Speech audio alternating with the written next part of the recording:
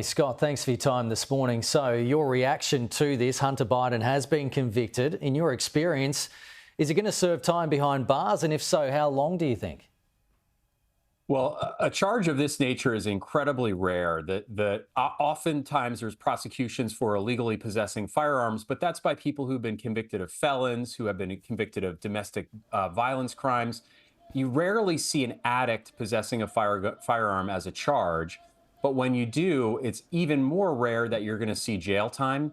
The sentencing guidelines would call for somewhere between 1 to 2 years in jail for illegally possessing one gun.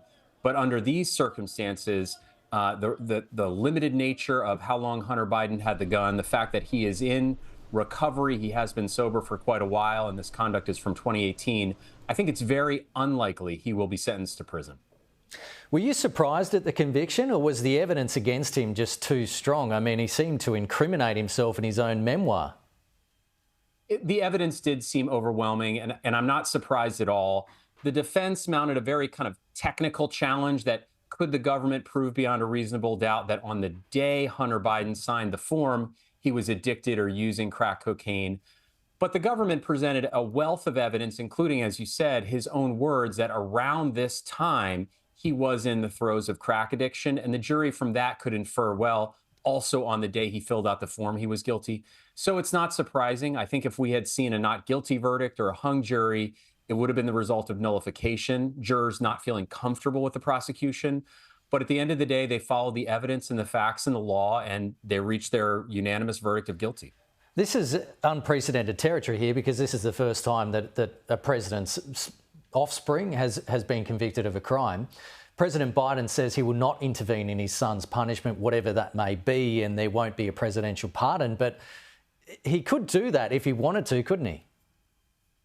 Absolutely. I think the time when we'll actually know whether President Biden is going to pardon his son or not is after the election.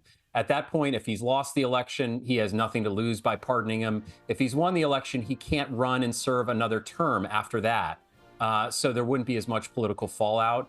So I think not until the election will we really know whether Joe Biden will get involved.